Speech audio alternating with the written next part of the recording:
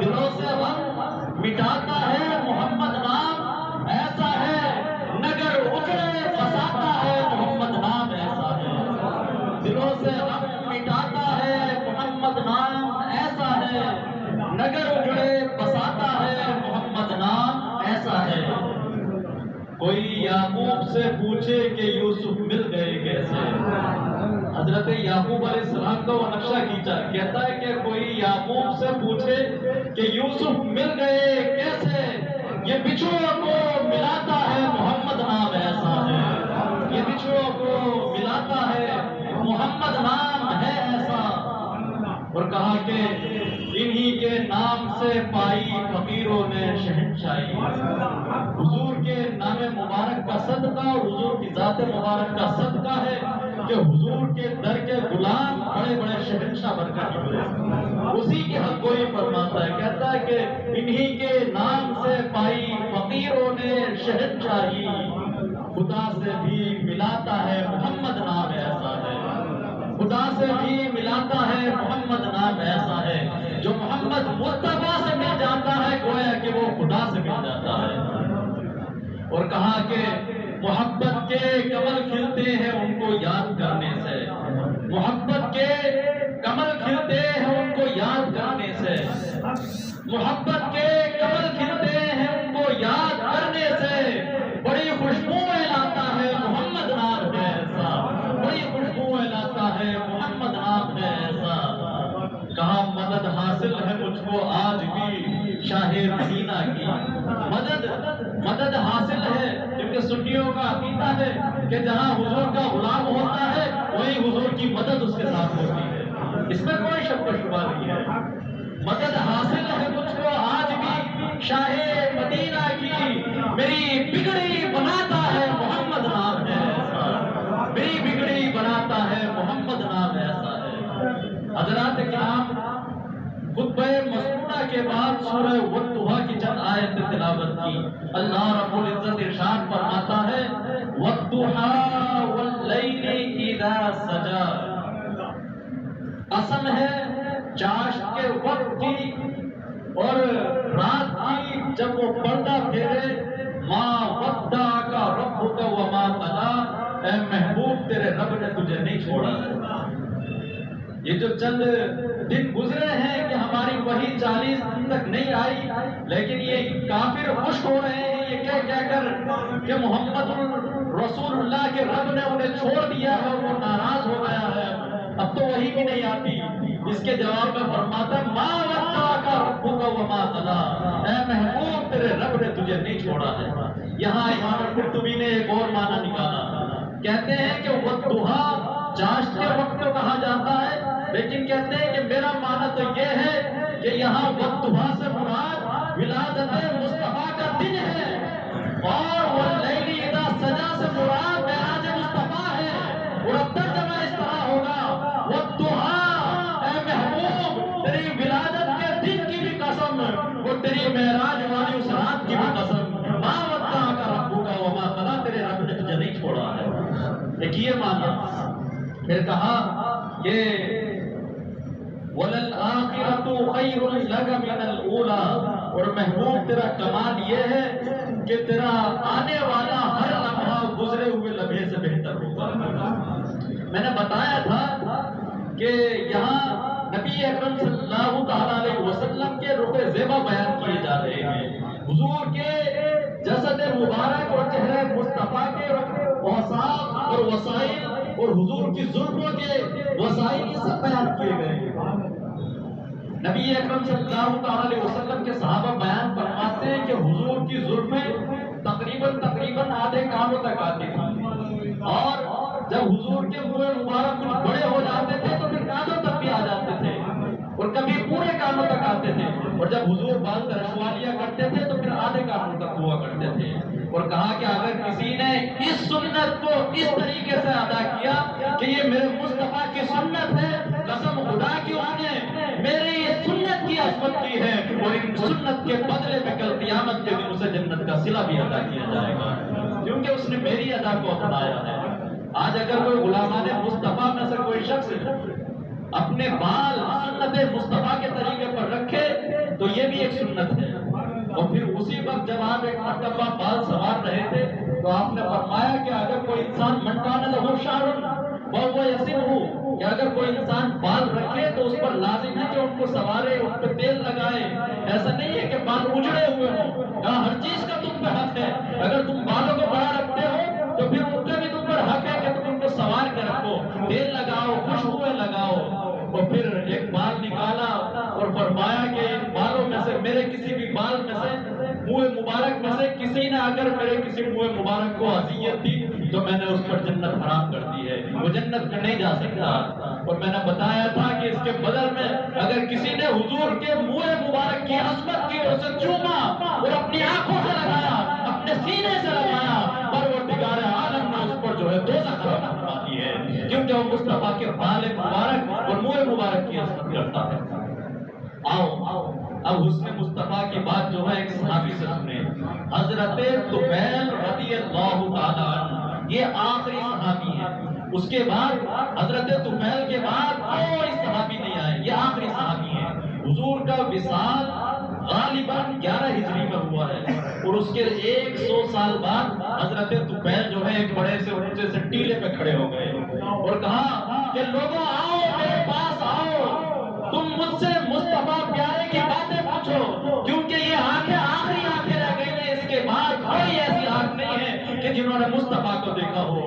اللہ اکبر، ان کا بھی آخری وقت تھا کہ اے لوگوں تمہارے لیے خوشخبری ہے، اگر تم مجھ سے حضور کے چہرے مبارکہ کے بارے میں پوچھنا چاہتے ہو تو آ جاؤ تو تمہیں بتاؤں، حضور کے اوصاف تمہارے سامنے بیان فرماؤں۔ اب لوگوں میں ایسا جوش اور ایسا غلبہ تھا، 100 سال گزر گئے ہیں حضور کو وصال کیے ہوئے، تمام لوگ اکٹھے ہوئے، کیسی محبت اور کیسا عشق تھا۔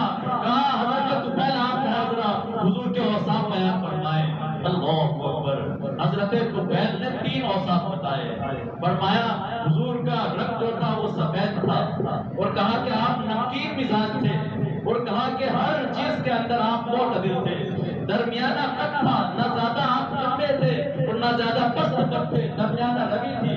اللہ اکبر، اور وہ بیان کرتے حضرت طفیل کے جب میں مسافہ فرماتا تھا تو حضور کی اس ہتھیلی کا حالت یہ تھا کہ ایسا لگتا تھا جیسے کہ کوئی روئی میرے ہاتھوں سے ٹچ ہو گئی ہے، اتنے سافٹ اور ملائم حضور کی یہ ہتھیلیاں اور حضور کے یہ گوشے تھے کہ جب میں مسافہ کیا کرتا تھا تو ایسا لگتا تھا کہ جیسے میں نے جو ہے کسی روئی کو ٹچ کر دیا ہے۔ اللہ اکبر، آؤ آپ ذرا حضور کے اوصاف جمیلہ جو ہے ایک عورت سے پوچھیں۔ میں نے پچھلے ہفتے ایک واقعہ سنایا تھا حضرت ابوبکر صدیق رضی اللہ تعالیٰ عنہ کا، کہ جب آپ ہجرت کر کے راستے میں جا رہے تھے، حضور ساتھ میں ہیں، تو ایک عورت کا گھر بیچ میں پڑا تھا، اور پھر اس نے جو ہے مہمان نوازی کے طور پر جو ہے بکری بھی پیش کی تھی، اور پھر اس بکری سے دودھ نکالا گیا، حضور بھی شکم شیر ہوئے، اور ام معبد جو تھی وہ بھی جو ہے تمام برتن اس نے بھرے، اور اس کے بچے نے بھی جو ہے وہ دودھ پیا۔ اس کے بعد حضور نے اس کے لیے دعا کی اور وہاں سے رخصت ہو گئے۔ یہ ام معبد کے 2 لفظ ہیں جس کے لیے میں اتنی طبیعت باندھ رہا ہوں۔ ام معبد کون ہے؟ وہ نہیں جانتی ہے کہ حضور کون ہے اور یہ میرے گھر پہ آنے والے کون ہیں۔ اب ذرا سنیں، حضور نے دعا فرمائی، اور دعا فرمانے کے بعد ابوبکر صدیق کے ساتھ جو ہے نکل پڑے، اور اس کے بعد شام کو جو ہے ابو معبد آتا ہے، یعنی ام معبد کا شوہر جب وہ کھیت سے واپس آتا ہے تو وہ کیا دیکھتا ہے کہ شام کا وقت ہے، اور اس کی اس جھونپڑی کے اوپر انوار اتر رہے ہیں، رحمتوں کی بارش ہو رہی ہے، اور وہ اپنی آنکھوں سے دیکھتا ہے کہ میری اس جھونپڑی پر انوار اتر رہے ہیں۔ اور جب اندر گیا، گھر کے اندر داخل ہوا، تو کیا دیکھتا ہے کہ ام معبد کا چہرہ روشن ہے، تابناک ہے۔ وہ کہا آج کیا معاملہ ہے، عجیب رونق ہے، عجیب جو ہے شمع جل رہی ہے، میں نے اپنے گھر کے اوپر جو ہے وہ روشنی دیکھی ہے۔ کہا ام معبد یہ تو بتاؤ کہ آج آیا کون تھا؟ اللہ اکبر، اب ام معبد جو تھی انہوں نے وہ بھول گئی کہ میں نے حضور کا نام بھی نہیں پوچھا، کہتی ہے مجھے پتہ بھی نہیں تھا کہ یہ کون ہے، ایک انجان شخص۔ تو پھر اپنے طور پر انہوں نے کہا کہ جہاں رجل مبارک، ایک شخص آیا تھا، ایک ذات آئی تھی مبارک، جو برکت والا انسان تھا، ایسا برکت والا انسان تھا کہ ایک بار ہمارے گھر میں داخل ہوا اور ہمیں مالا مال کرنا چلا گیا، جہاں ہمارے گھر میں ایک لقمہ کھانے کے لیے نہیں ہے، ایک وہ بکری کہ جس کے جسم پر گوشت بھی نہیں ہے۔ اللہ اکبر، آج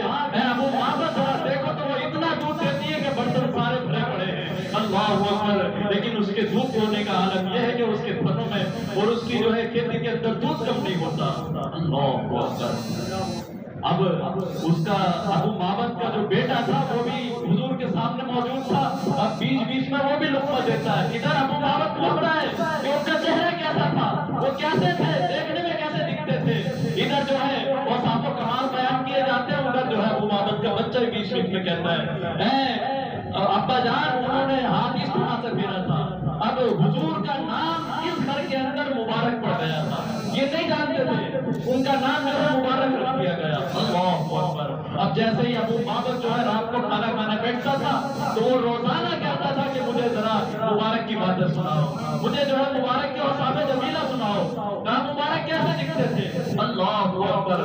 تو پھر یہ روز جو ہے ام معبد روز بیان کرتی، گویا کہ سیدھی سی زبان میں میں یہ بات کہوں کہ روزانہ ان کے گھر میں مبارک کی باتیں ہوا کرتی تھی، گویا کہ روزانہ ان کے گھر میں محفل میلاد منایا جاتا تھا، حضور کی باتیں ہوتی تھی۔ اللہ اکبر۔ ایک دن ابو معبد اپنے کھیتوں پر گیا اور ادھر ام معبد کسی سامان لینے کے لیے جو ہے وہ بازار گئی، بیٹا ساتھ میں ہے، راستے میں بازار کے اندر کچھ وہ کہ محل سے سامان نہیں ملا، آگے بڑھتی چلی گئی، مدینہ پہنچ گئی، مدینے کے بازار میں پہنچی، ادھر کیا دیکھتی ہے کہ حضرت ابوبکر صدیق اسی بازار میں راستے سے گزر رہے ہیں۔ وہ تلاش تھی نا کہ مبارک پتہ نہیں کہاں رہتے ہیں، کیا کرتے ہیں اور کہاں وہ ملیں گے، ایک خواہش تھی۔ اس بچے نے حدیث شریف کے الفاظ کے بعد بچے نے اچانک دیکھا حضرت ابوبکر صدیق کو تو چیخ پڑا، کیا امی، اے میری والدہ، صاحب مبارک، اے امی دیکھو وہ مبارک کے ساتھ بھی آ رہے ہیں۔ اللہ اکبر۔ وہ چیخ پڑا کہ مبارک کے ساتھ ہی وہ سامنے کھڑے ہوئے ہیں۔ تو پھر والدہ ایک دم جا کر پہنچی اور کہا کہ آئینہ مبارک، مبارک کہاں ہے؟ اب حضرت ابوبکر صدیق کشمکش میں کہ کون مبارک، کیونکہ نام تو انہیں معلوم نہیں تھا، کیا وہی جنہوں نے میری بکری کے اوپر ہاتھ پھیرا تھا؟ آپ سمجھ گئے کہ اچھا یہ وہ عورت ہے، تو کہا آؤ میں تمہیں مبارک کے ڈیرے پر لے کر چلتا ہوں۔ اللہ اکبر۔ حضور کے دربار میں گئی اور جانے کے بعد جو ہے جب اس بچے نے دیکھا تو وہ رو پڑا، کہا امی دیکھو تمہارے وہ بیٹھے ہوئے ہیں، دوڑ کر گیا حضور کے سینے سے لگ گیا۔ اللہ اکبر۔ اللہ رب العزت نے وہ مرتبے اور مقام رکھے ہیں کہ مصطفیٰ کی عظمت ان کو عطا فرمائے کہ جنہوں نے ابھی پہچانا نہیں تھا، یہ وہ لوگ ہیں کہ جنہوں نے حضور کو جانا نہیں ہے۔ اللہ اکبر۔ جب ان کے گدا بھر دیتے ہیں محتاج زمانہ کی جھولی، محتاج کا جب یہ حالت ہے تو پھر مختار کا حالت کیا ہوگا؟ ہم نے تو جانا ہے، ہم نے تو مانا ہے، ہم نے تو حضور کی تاریخیں پڑھی ہیں، ہم نے تو حضور کے اوصاف جمیلہ دیکھے ہیں۔ ذرا اس عورت کو دیکھو کہ اس نے ابھی حضور کے اوصاف نہیں پڑھے ہیں، ابھی یہ نہیں جانتی ہے کہ محمد رسول اللہ کسے کہتے ہیں، صرف ایک چہرہ دیکھا ہے، اور چہرہ دیکھنے کا عالم یہ ہے کہ حضور پر جو ہے اپنا دل لٹا بیٹھی ہے، اپنا گھر بار لٹا بیٹھی ہے۔ عشق مصطفیٰ میں صرف جو ہے مغروب اس وجہ سے ہے کہ یہ حسین چہرے والا ہے، اور ایسے کمال والا کہ ایک بکری کے اوپر ہاتھ پھیرے تو پھر وہ بکری جو ہے دودھ دونا شروع کر دے۔ اللہ اکبر۔ پھر اللہ جل جلالہ امن ابالہ نے ام معبد پہ کرم فرمایا، اور پھر ام معبد کو بھی جو ہے حضور کے دست مبارک پر اسلام قبول کیا، اور قبول اسلام کے بعد اپنے بیٹے کو گھر لے کر واپس پلٹی۔ رات کو ذرا ابو معبد آتے ہیں کھیتوں سے، پھر ابو معبد آئے اور جب دیکھتے ہیں تو اپنی جھوپڑی کے اوپر پھر انوار اترتے دیکھتے ہیں۔ اللہ اکبر۔ جب دیکھا کہ آج پھر انوار اتر رہے ہیں تو پھر گھر کے اندر گیا اور پھر دیکھا تو ام معبد کا چہرہ پھر چمکتا تھا، پھر اس کے چہرے پہ نورانیت لگتی تھی۔ کہتا ہے کہ آج مبارک پھر آئے تھے، تو کہا مبارک تو نہیں آئے تھے لیکن آج ہم خود ان کے یہاں گئے تھے۔ پھر سارا معاملہ بتایا۔ اللہ اکبر۔ یہ کرم خدا کا بتاؤ تو کہا کہ اچھا کہاں رہتے ہیں؟ تو کہا وہ مدینے میں رہتے ہیں، اور کہا کہ کون ہے، کون سے نسب سے ہیں، کون سے گھرانے سے ہیں؟ کہا ارے کیا پوچھتے ہو، جنہیں دنیا محمد رسول اللہ کہتی ہے انہیں ہم مبارک کہا کرتے ہیں، کہ مبارک کوئی اور نہیں ہے، مبارک کائنات کے پیشوا ہیں، مبارک محمد رسول اللہ ہے۔ ہمیں نہیں پتا تھا کہ اتنی بڑی ہستی اور کائنات کے پیشوا امام الانبیاء ہمارے ڈیرے پر آئے ہیں۔ اللہ اکبر۔ چند لمحوں کے لیے ٹھہرے تھے تم جس پیڑ کے نیچے، سنا ہے آج بھی اس پیڑ کا سایہ مہکتا ہے۔ اللہ اکبر۔ چند لمحوں کے لیے ام معبد کے گھر حضور تشریف لے کر گئے تھے۔ عالم یہ ہے کہ زمانے تک جو ہے اس کے گھر کے اندر نور و برکات نازل ہوتے رہے ہیں۔ وہ معبد بیان کرتی ہے کہ ایک زمانہ گزر گیا، حضور کا بھی وصال ہو گیا، لیکن ایسا کرم تھا حضور کے قدموں کے پڑھنے کا کہ ایک زمانے بعد بھی جو ہے میرے ایک جھونپڑی کے اوپر نور انوار کی بارشیں نازل ہوا کرتی تھی، اور جب جمعرات کی رات ہوا کرتی تھی تو خاص طور سے رحمت و انوار برستے تھے۔ اللہ اکبر۔ حضرت عمر فاروق رضی اللہ تعالیٰ عنہ کے زمانے میں ایک قحط کا سال آیا تھا، جس سال قحط پڑا تھا، اس سال کا نام عام الرباط کہا جاتا ہے۔ تاریخ بتاتی ہے کہ عام الرباط کے اندر کسی کے گھر میں کھانے کے لیے ایک دانہ نہیں تھا۔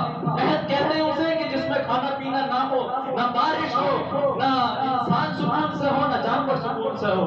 قحط کا حالت یہ ہوتا ہے۔ تاریخ بتاتی ہے کہ پورے قحط کے ایک سال تک اسی معبد کی اس بکری نے سب کو دودھ پلایا تھا۔ اللہ اکبر۔ اسی معبد کی بکری کے دودھ سے جو ہے تمام لوگ زندہ رہے تھے۔ تو یہ اللہ نے کرم فرمایا کہ ایک مصطفیٰ کے دست مبارک کے ہاتھ پھیرنے سے یہ اللہ تبارک و تعالیٰ کا والضحیٰ واللیل اذا سجا۔ اے محبوب تیرے چمکتے چہرے کی قسم، اے محبوب تیرے میلاد مصطفیٰ کے دن کی قسم، واللیل اذا سجا، اور اس معراج کی رات کی قسم۔ آ رہی نا وہ رات 27 رجب۔ اللہ اکبر۔ یہ دنیا والے نقشے پر آتے ہیں اور یہ دنیا والے جو ہے پیمانے لے کر ڈھونڈتے ہیں اور مرتبے توڑتے ہیں۔ ارے مرتبے توڑو مت، تم 27 رجب کی تاریخ پڑھ لو، پھر تمہیں پتا چلے گا کہ وہ کہتے نہیں ہے وہ بلغ العلا بکمالہ کشفت الدجی بجمالہ حسنت جمیع خصالہ صلوا علیہ وآلہ۔ اگر مصطفیٰ کا کمال دیکھنا ہو، مصطفیٰ کی نعمت اور بلندیاں دیکھنی ہو، اگر میرے آقا کی جو ہے معرفت اور مقام مصطفیٰ دیکھنا ہو تو پھر معراج کی رات پڑھ لینا۔ اللہ اکبر۔ جل جائیں گے پر میرے آقا، میں ایک بھی قدم لیو آگے بڑھا، یہ کس نے کہا اور کس سے کہا؟ جبریل امین سے پوچھو۔ اگر میرے مصطفیٰ کی تعریف پوچھنی ہے تو پھر جبریل امین سے پوچھو، جہاں وہ بھی ہاتھ جوڑ کے کھڑے ہو جاتے ہیں، یا رسول اللہ اگر ایک قدم بھی میں نے آگے بڑھایا تو جل جائیں گے پر میرے آقا۔ اللہ اکبر۔ کہاں یہاں تک میری رسائی ہے، اب اس سے آگے آپ کی رسائی ہے۔ مکہ سے لا مکہ تک پہنچے، اللہ اکبر، کہاں کہاں تک پہنچے، جنت بھی پہنچے، دوزخ بھی پہنچے، یہاں پہنچے، وہاں پہنچے، اللہ اکبر، ہر جگہ پہنچے۔ تو تم مقام کی تلاش کرو کہ حضور کا مقام اتنا ہے، حضرت ابو بکر کا مرتبہ اتنا ہے اور اتنا زیادہ ہے۔ اللہ اکبر، تیری کیا بساط ہے کہ تو ان اعلیٰ ہستیوں کے مرتبے اور مقام مانگے۔ اللہ اکبر۔ آج ہوتا ہے ایسا ہے کہ جس انسان کو صحیح طریقے سے پیشاب کرنا بھی نہ آئے تو وہ ان ہستیوں کو انگلیاں اٹھاتا ہے۔ اللہ اکبر۔ کسی شاعر نے وہ کیا کہا تھا اپنی شاعری کے اندر کہ وہ اپنا مقدمہ کیسے ہار سکتا ہے جس کے حضور وکیل ہو۔ جو اپنا مقدمہ کیسے ہار سکتا ہے جس کے حضور وکیل ہو۔ اب اس کے اندر ذرا نقطہ سماعت فرمائیں۔ حضرت ثاقب رضا مصطفی صاحب بیان کرتے ہیں، بڑا ہی اچھا انہوں نے نقطہ نکالا ہے۔ کہا کہ حضور ہمارے وکیل نہیں ہیں، حضور ہمارے شفیع ہیں۔ کہا وہ شاعر جب نعت پڑھ رہا تھا تو میں نے اسے روک دیا، کہا کہ تم نے یہ جملہ کہا کہ وہ اپنا مقدمہ کیسے ہار سکتا ہے جس کے حضور وکیل ہوں، بظاہر تو بڑا اچھا دکھتا ہے، لیکن انہوں نے پھر اپنی نقطے والی بات بتائی کہ میرے نظریے سے حضور ہمارے وکیل نہیں ہیں۔ اگر وکیل بمانا ایڈوکیٹ ہے تو حضور ہمارے وکیل نہیں ہیں، اور وکیل کے ایک معنی نگہبان کے لیے آتے ہیں۔ اگر وکیل بمانا نگہبان ہے تو حضور ہمارے وکیل ہیں، یعنی حضور ہمارے وکیل نہیں ہے بلکہ حضور ہمارے شفیع ہیں۔ اور اس کی وجہ یہ ہے کہ کل قیامت کے دن حضور ہماری وکالت نہیں کریں گے، حضور ہماری شفاعت کریں گے۔ حضور وکالت نہیں کریں گے۔ اب ذرا میں اس کا فرق بتاؤں۔ وکیل جب عدالت کے اندر کھڑا ہوتا ہے تو پھر وہ کہتا ہے کہ میرے مدعی نے اور میرے یہ جرمی نے جرم نہیں کیا ہے، وہ جرم ثابت نہیں کرتا، بلکہ جرم کو اگر اس نے کیا بھی ہے تو وہ مٹاتا ہے، ثابت کرتا ہے کہ عدم ثبوت کی دلیلیں دیتا ہے کہ اس نے جرم نہیں کیا ہے۔ اللہ اکبر۔ وکیل نے اپنے موکل کے ساتھ کہتا ہے کہ اس نے جرم نہیں کیا ہے لہٰذا اسے معاف کر دیا جائے، اور محمد رسول اللہ کا قیامت کے دن کہیں گے کہ اے مولا اس نے گناہ بھی کیے ہیں، اس نے نافرمانی بھی کی ہے، لیکن بس میرا آنا دیکھ لیا جائے، اس کی مغفرت کر دی جائے۔ اللہ اکبر۔ کہا یہ گناہگار بھی ہے، سیاہ کار بھی ہے،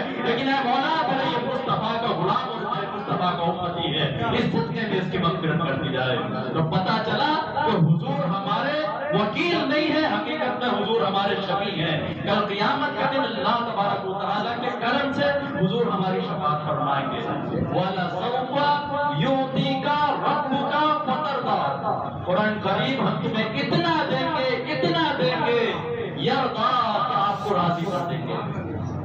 حضرت امام جعفر صادق رضی اللہ تعالیٰ یہ 22 رجب المرجب کو 4-5 دن کے بعد حضرت کی فاتحہ لگتی ہے، کونڈے کے نام سے، جس کی آپ کو جو ہے روایت موجود ہے۔ تو کونڈوں کی جو فاتحہ لگتی ہے وہ حضرت امام جعفر صادق کی لگتی ہے، اور یہ امام جعفر کی سنت ہے۔ تمام حضرات جو ہے اس سنت کو اپنائیں اور اپنے گھروں میں جو ہے ایصال ثواب کی نیت سے فاتحہ لگوائیں۔ حضرت امام جعفر صادق رضی اللہ تعالیٰ عنہ بیان فرماتے ہیں کہ قرآن کے اندر سب سے زیادہ امید والی اگر کوئی سورت ہے تو وہ لا تقنطوا من رحمت اللہ ہے۔ لوگوں کے نزدیک، لوگوں کے اندازے میں سب سے زیادہ امید والی آیت کون سی ہے؟ لا تقنطوا من رحمت اللہ، اللہ کی رحمت سے نا امید مت ہو۔ ہر انسان کہتا ہے، اگر کوئی انسان خودکشی کا ارادہ رکھتا ہے تو وہ کہتا ہے کہ تیرا اللہ بھلا کرے گا، تیرے معاملات ٹھیک ہو جائیں گے۔ لا تقنطوا من رحمت اللہ، اللہ کی رحمت سے نا امید کیوں ہوتا ہے؟ تو کہا کہ امام جعفر فرماتے ہیں کہ قرآن میں لوگوں کے نزدیک سب سے زیادہ امید والی آیت یہ ہے کہ لا تقنطوا من رحمت اللہ، اللہ کی رحمت سے نا امید نہیں ہونا چاہیے۔ لیکن ہم اہل بیت اطہار کے نزدیک سب سے زیادہ امید والی آیت وَلَسَوْفَ يُعْطِيكَ رَبُّكَ فَتَرْضَىٰ ہے۔ اللہ اکبر۔ اور کیوں؟ کیونکہ اس میں اللہ رب العزت فرماتا ہے کہ ہم تمہیں اتنا دیں گے، اتنا دیں گے کہ اے محبوب آپ کو راضی کر کے چھوڑیں گے، جو آپ کہیں گے وہ آپ کو عطا کیا جائے گا۔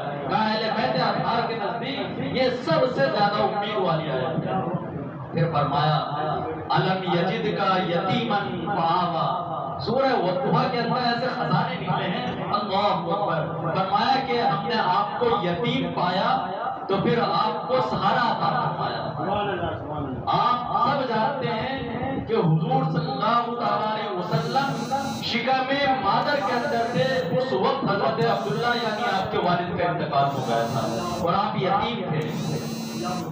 اب یتیم کا بڑا ہی اچھا نقشہ کھینچا ہے مفسرین نے، کہا کہ آپ نے دیکھا ہوگا کہ ہمارے دروں پر سائل آتے ہیں مانگنے والے، تو وہ اپنے ہاتھ میں ایک سیپ رکھتے ہیں اور اس کے اندر موتی ہوا کرتا ہے۔ سیپ کا کمال کیا ہے کہ سیپ جب ندی کے اندر ہوتی ہے اور سمندر کے اندر ہوتی ہے تو وہ اپنا منہ کھول دیتی ہے اور پھر آسمان سے بارش کے قطرے گرتے ہیں اور پھر قطرے گرنے کے بعد وہ اپنا منہ بند کر دیتی ہے اور پھر اس کی تہ میں چلی جاتی ہے، سمندر کی تہ میں چلی جاتی ہے۔ ہزاروں سال تک وہ سیپ کے اندر رکھے ہوئے قطروں کی تربیت کرتی ہے اور پھر کہیں جا کر اس سے موتی نکلتا ہے۔ اور کہا کہ بسا اوقات ایسا ہوتا ہے کہ سیپ نے منہ کھولا اور ایک بارش کا قطرہ گرا اور سیپ نے منہ بند کر لیا اور پھر وہ ایک قطرے کو لے کر بارش کے جو ہے اور وہ سمندر کی تہ میں چلی جاتی ہے اور پھر ساری صلاحیتیں، ساری محنتیں سب اسے ایک قطرے پہ لگا دیتی ہے۔ ہزاروں سال کے بعد کہتے ہیں نا کہ ہزاروں سال نرگس اپنی بے نوری پہ روتی ہے، بڑی مشکل سے ہوتا ہے چمن میں دیدور پیدا۔ یہ سیپی کی مثال ہے، کہا کہ وہ سیپی جو ہے اپنے منہ کو بند کر کے سمندر کی تہ میں چلی جاتی ہے اور پھر 1000 سال کے بعد محنتیں کر کے، کوششیں کر کے اس سیپی کے اندر کمال رکھ کے اور پھر جب نکلتی ہے واپس تو پھر اس کے اندر وہ موتی ایک بن جاتا ہے اور وہ موتی ایسا نایاب موتی ہوتا ہے کہ وہ آج کے زمانے میں تو نہیں مل سکتا۔ اللہ اکبر۔ تو کہا وہ نایاب موتی ہوتا ہے اور فرمایا کہ وہ جو موتی ہزاروں سال کی محنت کے بعد ملتا ہے اس موتی کو در یتیم کہتے ہیں۔ اللہ اکبر۔ یہاں اللہ تبارک و تعالیٰ فرماتا ہے الم یجدک یتیما فآویٰ، اے محبوب ہم نے آپ کو در یتیم بنایا ہے۔ ہزاروں سال کی محنتیں، ہزاروں سال کی کوششیں کرنے کے بعد ایک ایسا در یتیم بنایا ہے کہ زمانے کا بیس بن کر ملتا ہے۔ اللہ اکبر۔ تو فرمایا الم یجدک یتیما فآویٰ، ہم نے آپ کو یتیم پایا تو پھر آپ کو سہارا عطا فرمایا۔ اور ایسا ہوتا ہے نا کہ موتی تو کسی کو مل جاتا ہے لیکن کوئی موتی کا قدردان ہوتا ہے، کوئی ناقدرہ ہوتا ہے۔ تو کہا ہے محبوب ہم نے آپ کو در یتیم بھی بنایا، وہ تو ایک الگ معاملہ ہے، لیکن پھر اس در یتیم کی حفاظت کرنے والا عبادت کرنے والے بھی عمر و فاروق رکھے ہیں۔ اے محبوب، ہم نے آپ کو تمہارا یتیم بنایا تو پھر اس کے بعد آپ کی حفاظت کے لیے بھی اتنے بابرکت لوگ رکھے ہیں کہ ایک طرف ابو بکر کھڑے ہوئے ہیں اور دوسری طرف حضرت عمر فاروق کھڑے ہوئے ہیں۔ وَوَجَدَكَ ضَالًّا فَهَدَىٰ۔ آج اس جملے پہ جو ہے وہ نظر ثانی کرنی ہے۔ اس جملے سے بہت سے لوگ گمراہ ہوئے ہیں۔ یہی قرآن ایسا ہے، اسی کے اندر بیان ہے یُضِلُّ بِهِ كَثِيرًا وَيَهْدِي بِهِ كَثِيرًا۔ اسی قرآن سے بہت سے لوگ گمراہ بھی ہو گئے اور اسی قرآن سے بہت سے لوگ ہدایت یاب بھی ہو گئے۔ وَوَجَدَكَ ضَالًّا فَهَدَىٰ۔ اور اے محبوب، ہم نے آپ کو ہم اپنی محبت میں خود رفتہ پایا تو ہم نے راہ دی۔ یہ ترجمہ کنز الایمان ہے، لیکن آپ کو ترجمے اس کے اور بھی ملیں گے۔ کسی نے کہا کہ ہم نے آپ کو گمراہ پایا تو آپ کو ہدایت دی، معاذ اللہ۔ کسی نے کہا کہ ہم نے آپ کو بھٹکا ہوا پایا، معاذ اللہ، تو آپ کو ہدایت دی۔ کسی نے کہا کہ ہم نے آپ کو راستے سے ہٹا ہوا پایا تو پھر ہم نے ہدایت دی، لیکن نہیں، اللہ جل شانہ عما نوالہ اپنے کلام کے اندر ارشاد فرماتا ہے ما ضل صاحبکم وما غویٰ۔ کہا کہ ہمارا صاحب بھٹکا ہوا نہیں ہو سکتا، کوئی بھی کبھی گمراہ نہیں ہو سکتا۔ کہا کہ زمانے کے اندر یہ کسی نے ترجمے کیے ہیں نا، کیونکہ جس کے دل میں سینے میں اگر عشق مصطفیٰ ہو تو پھر وہ عشق کی روح سے ترجمہ کرتا ہے، اور جس کے دل میں بغض بھرا ہوا ہو تو پھر وہ بغض کی نظر سے ترجمہ کرتا ہے۔ اللہ اکبر۔ اب اس کی تفسیر سنیں۔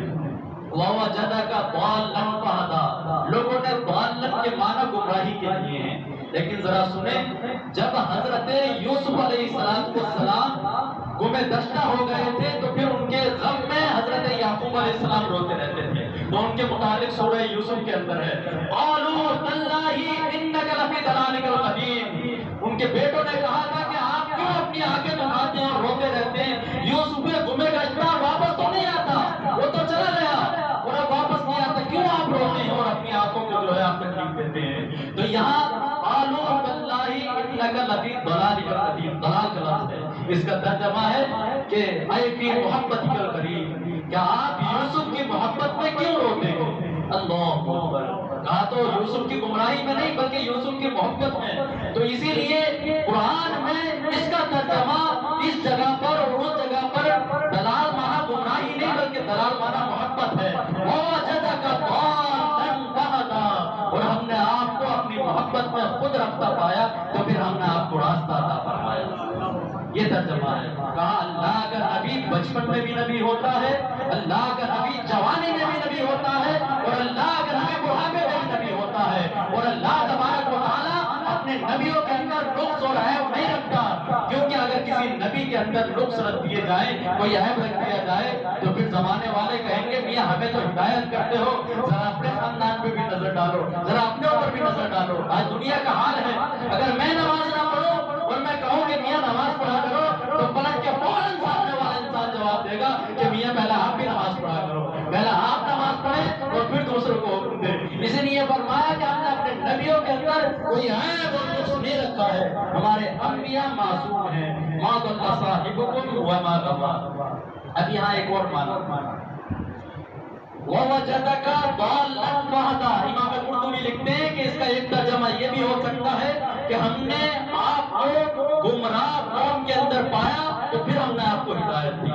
کیا آپ ان لوگوں میں تھے کہ جو راہ سے بھٹکے ہوئے تھے، پھر ہم نے آپ کو بھیجا اور آپ نے لوگوں کو ہدایت عطا فرمائی۔ ایک تیسرا معنی یہ ہے کہ عرب کے اندر اگر جنگلوں کے اندر کوئی انسان بھٹک جاتا تھا، راستہ بھول جاتا تھا، تو ایک جو بڑا درخت ہوتا تھا وہ دال کہلاتا تھا کہ انسان بھٹک گیا پھر واپس آتا تھا، وہ پھر اس درخت اونچے سے درخت کے پاس آ کر پھر اپنی سمت مقرر کرتا تھا اور پھر چلنا شروع کر دیتا تھا۔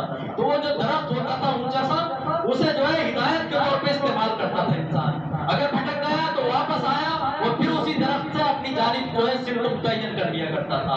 تو کہا کہ اے محبوب، جس طرح عرب کے جنگلوں کے اندر وہ درخت جو ہے لوگوں کے لیے ہدایت بن جاتا ہے اور وہ انہیں راستہ دکھاتا ہے، اے محبوب ہم نے بھی آپ کو اسی درخت کے مانند جو ہے وہ ہدایت کا راستہ بنا کر بھیجا ہے۔ جب آپ کو بھیجا ہے تو ہم نے جو ہے ہدایت بنا کر بھیجا ہے، اور جو آپ سے ملا ہے ہدایت یاب ہو گیا ہے۔ وَوَجَدَكَ عَائِلًا فَأَغْنَىٰ۔ اور فرمایا کہ ہم نے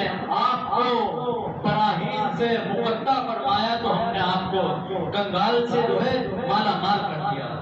اب اللہ رب العزت جل جلالہ امن اوالہ کا علم عطائی ہے۔ کسی بھی انسان کا علم ذاتی نہیں ہو سکتا، یہ علم عطائی ہوا کرتا ہے۔ ایک تو حقیقی علم جو کسی سے نہ سیکھا ہو، وہ ذاتی اور حقیقی وہ صرف اللہ تبارک و تعالیٰ کا علم ہے، اور اگر کسی سے سیکھا گیا تو وہ علم عطائی ہو جاتا ہے۔ حضور کا جو بھی علم ہے وہ علم عطائی ہے۔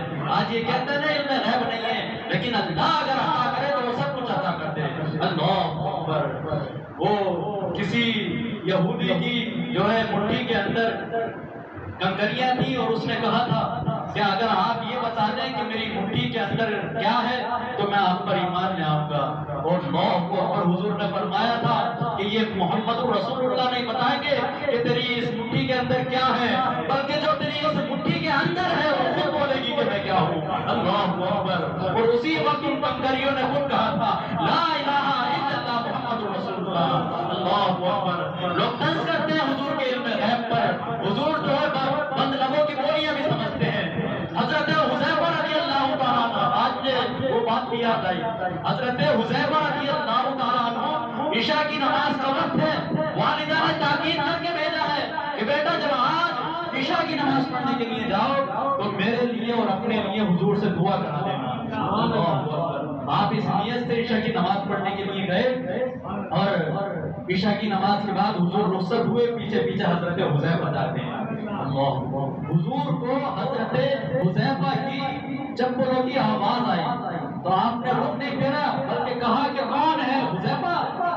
تو کہا عرض کی نام یا رسول اللہ۔ جی رسول اللہ میں حذیفہ ہوں۔ تو کہا کہ حذیفہ کیا معاملہ ہے، اللہ تیری بھی مغفرت فرمائے، تیری ماں کی بھی مغفرت فرمائے۔ اب کہا کہ میں کیا حضور کے سامنے بیان کروں، جو مسئلہ میں لے کے آیا تو دعا کا وہ پتہ نہیں حل ہو گیا۔ اللہ اکبر۔ وہ بند لبوں کی بولیاں بھی سمجھتے ہیں۔ تو کہا یا رسول اللہ اب میں کیا آپ کے سامنے پیش کروں، کیونکہ جو میرا مسئلہ تھا وہ پیش کرنے سے پہلے ہی حل کر دیا گیا ہے۔ حضور تمام لوگوں کے اور صحابہ کے اصحاب کے قلوب سے بھی واقف ہوا کرتے تھے، اور یہ اللہ تبارک و تعالیٰ نے کمال عطا فرمایا تھا۔ فَأَمَّا الْيَتِيمَ فَلَا تَقْهَرْ۔ اور اے محبوب کبھی کسی یتیم کو جو ہے وہ جھڑکنا مت، کبھی کسی یتیم کو مت ڈانٹنا۔ اس زمانے میں ہوتا یہ تھا کہ یہود و نصارہ جو یتیم ہو جاتا تھا، بے سہارا ہو جاتا تھا، اسے بڑا ذلیل کرتے تھے۔ زمانے کی نظر میں سب سے حقیر اور ذلیل انسان وہ بیچارہ یتیم بچہ ہوا کرتا تھا جس کا باپ جو ہے وہ زمین کے اندر دفن ہو چکا ہے۔ تو اس وقت میں اللہ نے جو ہے حضور کی وساطت سے فرمایا کہ محبوب ذرا انہیں بتا دو کہ جس نے یتیم کو جو ہے جھڑکا، ایک یتیم کے ساتھ بدتمیزی کی ہے، اسے ذلیل و رسوا کیا اور اسے ناراض کیا، تو جس نے یتیم کو ناراض کیا گویا کہ اس نے اپنے خدا کو ناراض کیا۔ یتیم کی ناراضگی میں جو ہے اللہ تبارک و تعالیٰ کی ناراضگی ہے۔ ایک بچہ یتیم رو رہا تھا، اللہ اکبر۔ اللہ جل شانہ نے تمام فرشتوں کو جمع کیا اور کہا کہ کون ہے فرشتوں جس نے میرے یتیم کو رلایا ہے؟ اللہ رب العزت جلال میں ہے، اور فرمایا کہ اے فرشتوں سن لو، اس میرے بندے روتے ہوئے اس یتیم بچے کو جس نے جو ہے چھپا دیا اور جس نے اس کی دل جوئی کی، جس نے اس کو خوش کر دیا، قیامت کے دن تم گواہ رہنا، میں اسے جنت میں اعلیٰ سے اعلیٰ مقام عطا فرماؤں گا۔ کہا جس نے کسی روتے ہوئے یتیم کو سہارا دے دیا، اللہ اکبر، کل قیامت کے دن میں اسے بنا حساب کے جنت میں داخل کراؤں گا۔ تو فرمایا فَأَمَّا الْيَتِيمَ فَلَا تَقْهَرْ وَأَمَّا السَّائِلَ فَلَا تَنْهَرْ۔ اور کبھی کسی سائل کو بھی مت جھڑکنا، کسی مانگنے والے کو بھی مت جھڑکنا، کیونکہ وہ بھی ایک معمولی سا تو انسان ہوتا ہے، لیکن وہ بندہ پروردگار کا ہے۔ اس کا درد حقیقت میں اللہ کا درد ہے، اس کی رضا اللہ کی رضا ہے۔ ہمارے لیے یہ لازم اور ضروری ہے کہ اگر ہمیں سائل کے دینے کے لیے یا یتیم کے سہارے کے لیے کچھ میسر نہ ہو تو ان سے بری بھلی بات نہ کہی جائے، بلکہ ان سے سلام کر کے معذرت طلب کر لی جائے۔ یہ سب سے بہتر طریقہ ہے۔ غلط الفاظ نہ نکالے جائے۔ تمہارے لیے تمہارے پاس اگر جو کچھ بھی ہے تو وہ اللہ کے نام پر اس کو عطا کر دیا جائے، اور نہیں ہے تو پھر معذرت طلب کر دی جائے۔ کبھی کسی یتیم یا کسی سائل کو مت جھڑکنا۔ یہ سورہ وضوح کے اندر خدا فرماتا ہے کہ یتیم اور سائل کی ناراضگی حقیقت میں اللہ کی ناراضگی ہوتی ہے۔ ایک تو ماں کی دعا ہوتی ہے اور ماں کی بددعا ہوتی ہے کہ جب ماں کے ہاتھ دعا کے لیے اٹھ جاتے ہیں تو وہ ڈائریکٹ عرش الہی سے جا کر دعا ٹکراتی ہے۔ اگر ماں کی بددعا کے الفاظ آج ہم اپنے ماں باپ کو بھی ایسی بول دیتے ہیں، اللہ اکبر، جنہوں نے بچپن میں اپنے خون کو سینچ کر ہماری پرورش کی ہوتی ہے، آج ہم بھی ان کو انگلیاں اٹھاتے ہیں اور میاں کہتے ہیں میاں تم کیا جانو، تم جو ہے اولڈ لیول کے لوگ ہو۔ یہ کہا جاتا ہے کہ آپ نہیں جانتے، زمانہ قدیم سے جدید میں آ گیا ہے، اب جو ہے ٹیکنالوجی بہت آگے بڑھ گئی ہے۔ اللہ اکبر، بالکل آپ یہ چیز جو ہے ذہن نشین کر لیں کہ کبھی بھی ماں باپ کی جو ہے نافرمانی نہیں ہونا چاہیے، کبھی بھی جو ہے اپنے ایسے الفاظ قرآن میں ہے وَلَا تَقُلْ لَهُمَا اُفٍّ وَلَا تَنْهَرْهُمَا، اپنے ماں باپ کو اف تک مت کہو۔ اس کا مطلب جانتے کیا ہوتا ہے؟ مفسرین کرام بیان کرتے ہیں کہ جب ہم سانس لیتے ہیں، سانس لیتے وقت جو ہمارے سینے سے ہلکی سی سانس لینے کی آواز جو ہوتی ہے اسے اٹھ کہا جاتا ہے۔ سانس لینے کے جملے میں جو آواز نکلتی ہے ہلکی سی معمولی سی، اسے اٹھ کہا جاتا ہے۔ کہا اپنے ماں باپ سے اتنی اونچی آواز میں بھی بات مت کرو۔ اللہ اکبر، جس نے اپنے ماں باپ کو شفقت کی نظر سے ایک مرتبہ دیکھا، اللہ رب العزت اسے حج مقبول کا ثواب عنایت فرمائے گا، ایک حج مقبول کا ثواب۔ فرمایا فَأَمَّا الْيَتِيمَ فَلَا تَقْهَرْ وَأَمَّا السَّائِلَ فَلَا تَنْهَرْ وَأَمَّا بِنِعْمَةِ رَبِّكَ فَحَدِّثْ۔ اور اے محبوب، ہم نے تمہیں اور تمہاری امت کو لازوال نعمتیں دی ہیں، تم بھی ہماری نعمتوں کے چرچے کرو اور اپنی امت کو بھی جو ہے اس بات کی ہدایت دو کہ امت اور امت کے لوگ جب ہماری کوئی نعمت پائے تو پھر ان کا سر بھی سجدے میں چلا جائے اور وہ بھی ہماری نعمتوں کا شکریہ ادا کرے، کیونکہ کوئی بندہ جب خدا کی نعمتوں کا شکریہ ادا کرتا ہے تو پھر ہم اس کی نعمتیں اور بڑھا دیا کرتے ہیں۔ فرمایا وَأَمَّا بِنِعْمَةِ رَبِّكَ فَحَدِّثْ، ہماری نعمتوں کا خوب چرچا کرو، اور جتنا تم چرچا کرو گے، جتنا ذکر تم کرو گے، تم رب کے ذکر کو جو ہے روئے زمین پر چرچے کے طور پر لوگوں کے سامنے بلند کرو گے، اللہ تبارک و تعالیٰ عرش پر فرشتوں کے سامنے تمہارے چرچے کرے گا۔ کہا تم نیچے روئے زمین پر خدا کو یاد کرو، پروردگار عالم جو ہے عرش کے سائے میں تمہیں یاد فرمائے گا۔ فَاذْكُرُونِي أَذْكُرْكُمْ وَاشْكُرُوا لِي وَلَا تَكْفُرُونَ، تم اللہ کا ذکر کرو، اللہ تمہارا ذکر کرے گا، تم زمین پر اللہ کا ذکر کرو، اللہ آسمانوں میں فرشتوں کے سامنے تمہارے ذکر اور تمہارے چرچے کرے گا۔ کہ محمد سے وفا تمہیں تو ہم تیرے ہیں، اور یہ جہاں چیز ہے کیا لوہ قلم تیرے ہیں۔ پروردگار عالم سے دعا ہے